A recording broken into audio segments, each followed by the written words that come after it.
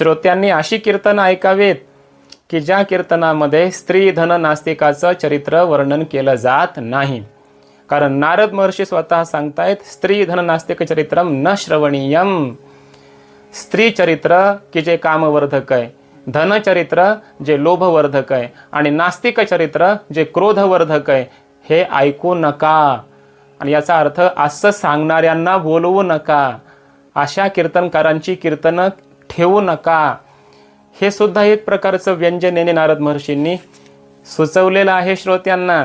आणि कीर्तनकारांना सुद्धा ही सूचना दिलेली आहे की बाबांनो, जेणेकरून श्रोत्यांना हे चरित्र ऐकावं लागणार नाही असं वर्णन करा. म्हणजे कीर्तनामध्ये स्त्री धन नास्तिक यांचं चरित्र वर्णन करू नकाच. डबल पाप भोगू नका. एकतर तुम्ही वर्णन केलं हे तुम्हाला पाप, तुमच्या अंतःकरणात काम क्रोध लोभाची प्राप्ती, आणि तुम्ही ऐकवलं श्रोत्यांना त्याचं डबल पाप.